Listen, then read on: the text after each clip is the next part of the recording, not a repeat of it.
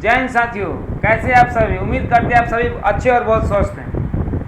आइए आज हम लोग जानकारी लेंगे ऐसा भर्ती जिसके आने में 2.5 साल समय लग गया, आखिरकार वो आज आ ही गया है ना। वो बात करने जा रहे हैं बिहार शिक्षक भर्ती तैयारी 4 के बारे में, जिसका है ना आज नोटिफिकेशन जारी हो गया है। चतुर्थ चरण के विद्यालय अध्यापक भर्ती तैयारी 4 के तहत शिक्षा विभाग बिहार के अंतर्गत विद्यालय अध्यापक के कुल 32,388 पद, कितना पद है? 32,388 पद पर है ना रिक्त पदों पर नियुक्ति हेतु भारतीय उम्मीदवारों से ऑनलाइन आवेदन आमंत्रित किए जाते हैं। ऑनलाइन आवेदन भरने हेतु विस्तृत दिशा निर्देश आयोग के वेबसाइट पर प्रदर्शित किया गया है।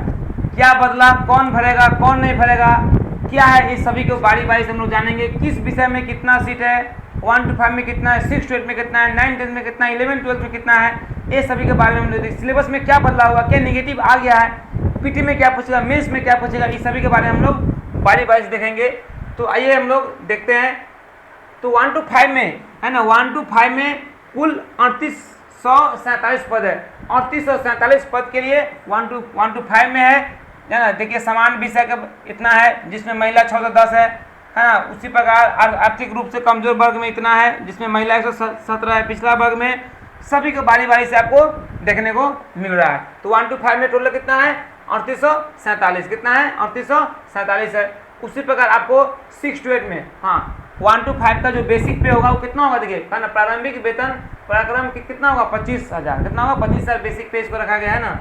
आगे नेक्स्ट, अब 6 to 8 में कुल कितना है? 8,563 पर भर्ती है। कितना है? 8,563 पर है। हम सभी को गणित में, विज्ञान में, सामाजिक विज्ञान में, हिंदी में है ना, अंग्रेजी में, संस्कृत में, उर्दू में, कुल मिलाकर आपको सब कुछ दिया गया है ना। आगे नेक्स्ट, फिर उसी प्रकार आगे हम लोग चलेंगे। तो 9 10 में देखिए 9 10 में कितना है? 3,877 पद है। कितना है? 3,877 पद है। आगे नेक्स्ट, उसी प्रकार आपको देखे गया, मतलब सभी आपको दिया हुआ है कौन कौन विषय में क्या है क्या नहीं। फिर आपको 11 12 में देखिए कितना है? 16,101। सबसे ज़्यादा 11 12 में सीट है। कितना है? 16,101 पदों पर भर्ती है। अब क्या बदला क्या नहीं बदला उसके आगे हम लोग चलेंगे थोड़ा, है ना। सब ठीक है। याचना विभाग द्वारा ठीक है। अधियाचना, देखिए अधियाची विभाग द्वारा प्राप्त अधियाचना में संशोधन होने पर प्रकाशित रिक्तियां की घट और बढ़ सकती है। मतलब आपको डाउट होगा क्या भर्ती बढ़ सकती है, क्या घट सकती है, वो इस पे डिपेंड करेगी ना, बढ़ेगी कि घटेगी।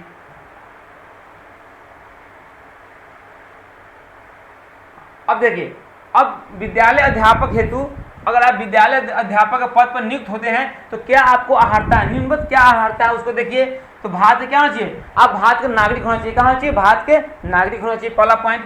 विद्यालय अध्यापक के पद पर नियुक्त हेतु राष्ट्रीय अध्यापक शिक्षा परिषद द्वारा समय समय पर निर्धारित शैक्षणिक एवं प्रशैक्षणिक योग्यता धारिता करता हो। विशेष विद्यालय अध्यापक के लिए अहर्ता भारतीय पुनर्वास परिषद के अनुरूप अनुमान हो।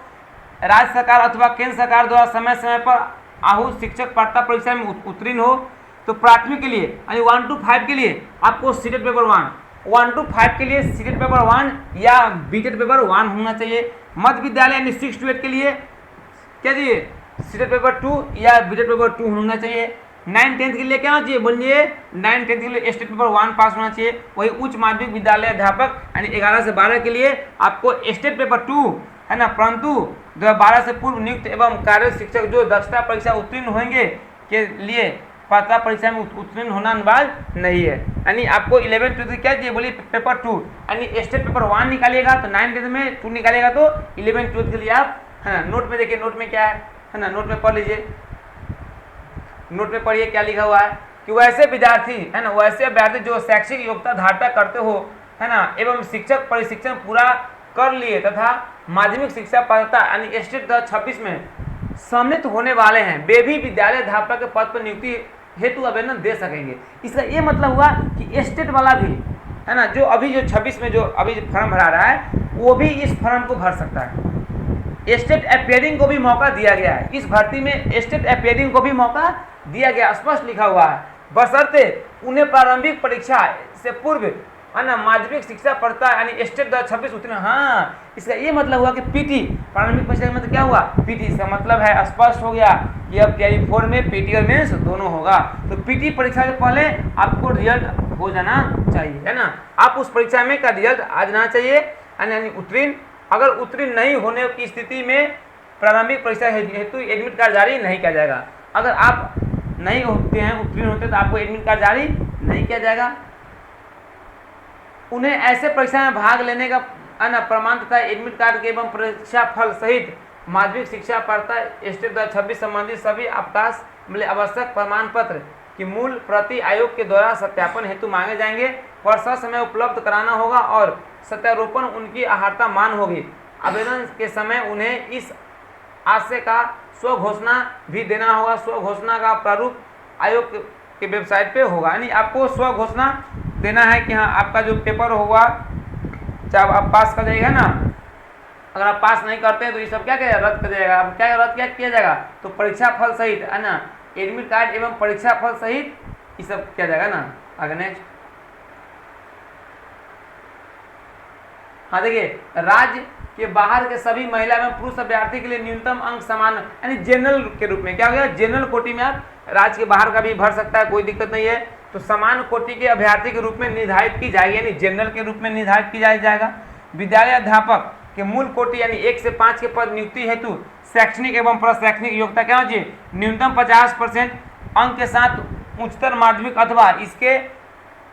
अथवा इसके समक्ष तथा प्रारंभिक शिक्षा, है ना, शास्त्र में 2 वर्षीय डिप्लोमा, है ना, 2 वर्षीय 2 साल का डिप्लोमा, चाहे उसे कोई भी नाम दिया गया हो, अथवा न्यूनतम 45 अंकों के साथ उच्चतर माध्यमिक अथवा इसके समक्ष एवं प्रारंभिक शिक्षा शास्त्र में 2 वर्षीय डिप्लोमा, चाहे उसे कोई नाम दिया गया हो, जो राष्ट्रीय अध्यापक शिक्षा परिषद मान्यता मानदंड और क्रियाविधि विनिमय 2002 के अनुसार प्राप्त किया गया हो, है ना। इस प्रकार है, मतलब 2 साल का डिप्लोमा आपको होना चाहिए ना, उसका और कोई नाम उससे मतलब नहीं है। अब देखिए उर्दू के बारे में बोला है, कोई बात नहीं है। हाँ, एक और बात नोट में देख लीजिए, माननीय सर्वोच्च न्यायालय के आदेश के आलोक में NIOS द्वारा प्रदत्त 18 महीने का DLED, है ना, की उपाधि मान होगा। इसका ये मतलब हुआ कि NIOS से जो DLED किया है वो भी इसमें एलिजिबल है, वो फॉर्म भर सकते हैं, कोई दिक्कत वाली बात नहीं है। वैसे शिक्षक जो दिनांक 10/8/17 के पूर्व से कार्यरत है उनकी 18 माह की DLED डिग्री मान्य होगी, है ना। स्पष्ट लिखा है कि NIOS वाला भी इसमें भर सकता है। ये सब हटाइए, सब क्या ना, बस वही है, सब जगह वही बात है ना। 6th 8 में भी वही वाला बात लिख दिया है ना। 9th 10th में भी वही बात है, इसे विषय बाई विषय है।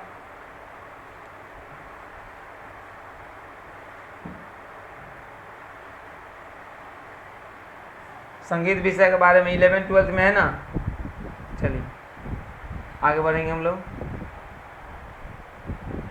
आयु सीमा आपको दे दिया है कि कहां से कहां तक होना चाहिए ना। हाँ, आयु सीमा दे दिया है 1/8/26, क्या दिया है 1/8/26, है ना, 1/8/26, बस 1/8/26 आधार मानकर लिया है, 18 साल होना चाहिए ना। प्राथमिक विद्यालय मध्य विद्यालय में विद्यालय अध्यापक के लिए कट ऑफ, है ना, 1/8/26 को अब अभ्यर्थी की न्यूनतम सीमा कितना होना चाहिए, 18 वर्ष पूर्ण जाना चाहिए, बस यही बात तो दिया। 1/8/26 को 21 वर्ष होना। उच्च माध्यमिक विद्यालय में अध्यापक के विद्यालय को कितना 21 वर्ष होना चाहिए, बस सब बात स्पष्ट लिखल है।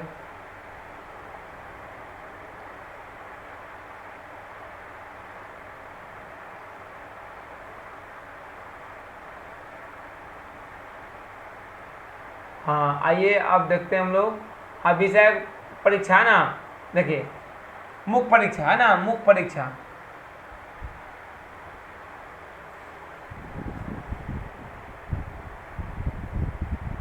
लिख रहा है कि ज्ञापन 962 है ना, दिनांक 22/1/2021 के अनुसार परीक्षा प्रारंभिक एवं मुख्य के लिए निर्धारित न्यूनतम अर्हता प्राप्त करने के पश्चात ही प्रारंभिक एवं मुख्य परीक्षा दोनों चरणों में अनुभव का अधिमानता अंक जोड़ा जाएगा। यानी मुख्य परीक्षा में ये आपको दिया है कि कितना कितना का पेपर होगा ना, 150 तब कुल अंक होगा, 2-2.5 घंटा का पेपर होगा, इतना क्वेश्चन पूछा जाएगा ना, ये सब आपको दिया हुआ है।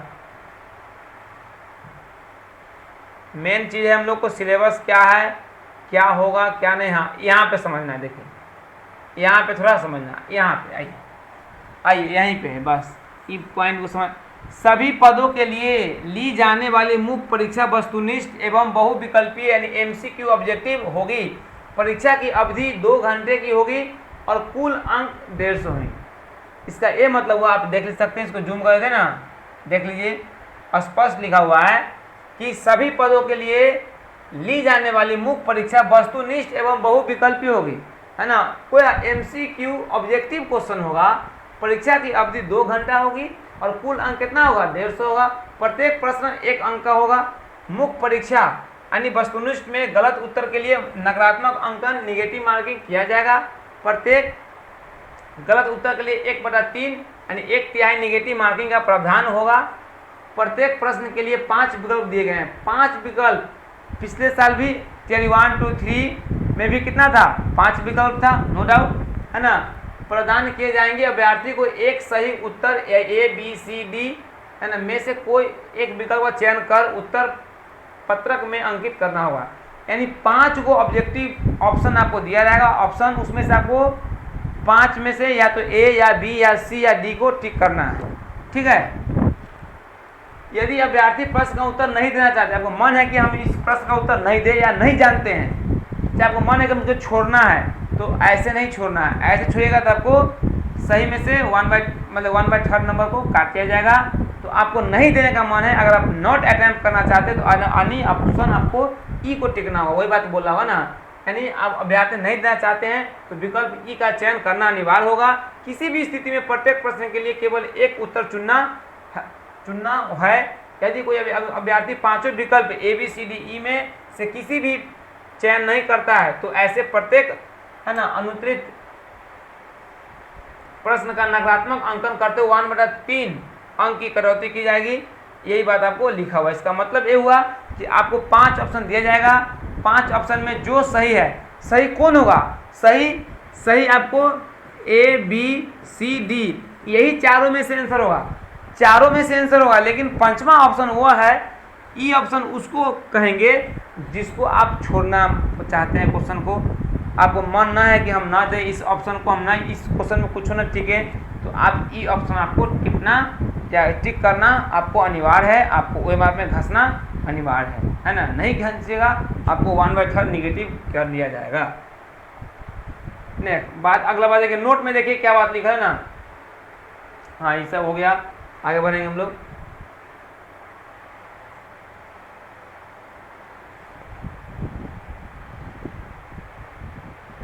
हाँ साक्षात्कार है ना, इसमें साक्षात्कार नहीं, हाँ यानी इसमें इंटरव्यू नहीं लिया जाएगा, है ना। इसका मतलब यही हुआ, इसमें इंटरव्यू नहीं है, यानी पीटी और मेंस है। क्या है, पीटी और मेंस है, पीटी और मेंस है, घबराने का नहीं है ना। एक बात तो आप जान गए कि पीटी और मेंस है। अरे हम लोग तो चाहते कि सिर्फ पीटी हो, जैसे परीक्षा हो रहा है उसी प्रकार से हो, और क्या। खैर कोई बात नहीं है, जो होगा वो सब अच्छे के लिए होगा। बस आपको ये सब दे दिया गया, क्या है क्या नहीं, सब समान प्रसारण विभाग, सब कुछ नहीं है।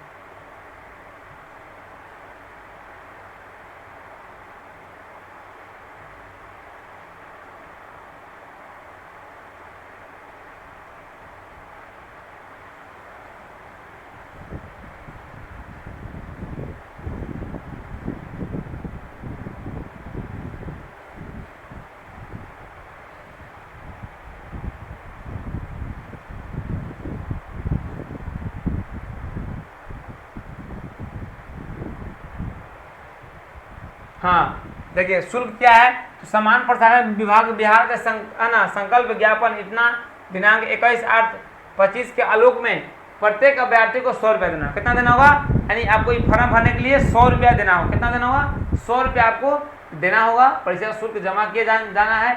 अभ्यर्थी यदि 1 से अधिक वर्ग हेतु आवेदन करते हैं तो प्रत्येक वर्ग अथवा 1 से 5, 6 से 8, 8 से 9 से 10 एवं 11-12 के लिए अलग अलग परीक्षा शुल्क जमा करना होगा। अब अन्य अभ्यर्थी को उपयुक्त परीक्षा शुल्क के अतिरिक्त विभिन्न बैंकों द्वारा निर्धारित चार्ज भी देना होगा, जिसे ऑनलाइन भुगतान के क्रम में बैंक द्वारा स्वतः बैंक चार्ज के रूप में ले लिया जाएगा। एक और बात देखिए, नोट में लिखा है बायोमेट्रिक फीस 200 रुपया।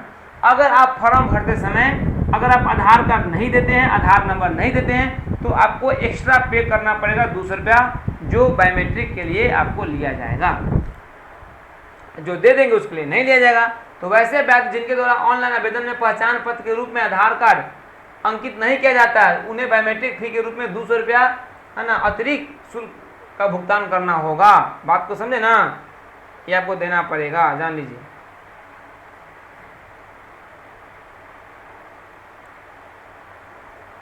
हाँ, यही सबसे इम्पोर्टेंट है। कब से भराएगा, कब से फॉर्म भराएगा, कब तक भराएगा? तो भुगतान प्रारंभ करने की तिथि है 1/9/26, यानी 1/9 से, यानी 1 सितंबर से आपको फॉर्म भरना शुरू हो जाएगा। भुगतान की अंतिम तिथि 29/9/26 तक, यानी आप 29 तारीख तक फॉर्म को भर सकते हैं। ऑनलाइन आवेदन प्रारंभ करने की वही 1/9/26, ऑनलाइन आवेदन भरने की अंतिम तिथि 30/9/26, यानी 30/9 तक आप इसको भर सकते हैं।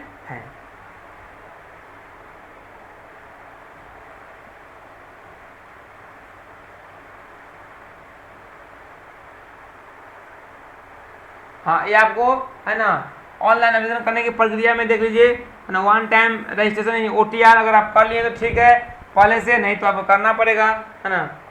वन टाइम रजिस्ट्रेशन करना पड़ेगा। कोई डिजी लॉकर के बारे में सब बोला कि साइनिंग ये सब करना होगा, है ना।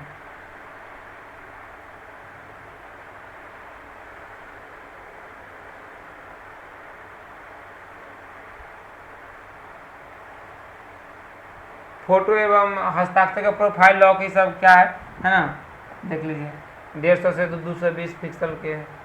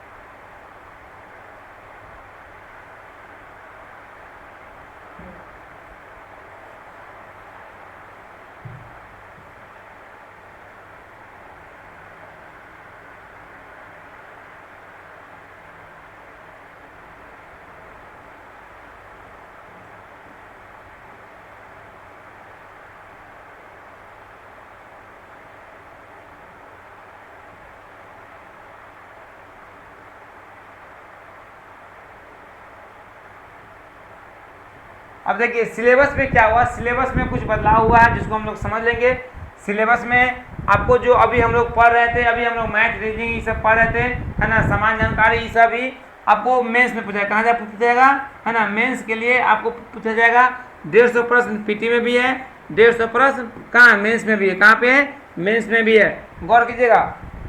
लेकिन एक और इसमें सूचना है, अगर आप पीटी देते हैं, अगर आप पीटी क्वालिफाई करते हैं तो आपको मेंस के लिए अलग से फॉर्म भरना पड़ेगा, मतलब फिर से फॉर्म भरना पड़ेगा, फिर से आपको एडमिट कार्ड भी जारी होगा। बात को समझे ना। इसमें सीटेड अपेयरिंग वाले को मौका नहीं दिया गया है, स्टेट अपेयरिंग वाले को मौका दिया गया है, ये बात थोड़ा ध्यान रखिएगा।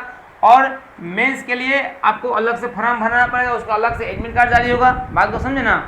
और हम लोग अभी जैसे मैथ रीजनिंग पढ़ रहे हैं तो पीटी के लिए आपको अभी सिर्फ जिस प्रकार से बीपीएससी पूछती है, प्रश्न पूछती है 150 नंबर का, उसी प्रकार 150 नंबर का आपको सिर्फ जीएस पोर्शन होगा, यानी इसमें अभी पीटी में मैथ रीजनिंग नहीं पूछा जाएगा, है ना। मेंस का विषय आप ऐसे सीधा सीधा समझिए, जो बच्चे अभी तैयारी कर रहे थे वह मेंस के लिए तैयारी कर रहे हैं, है ना, वही तैयारी सेम चीज वही मेंस में हो गया।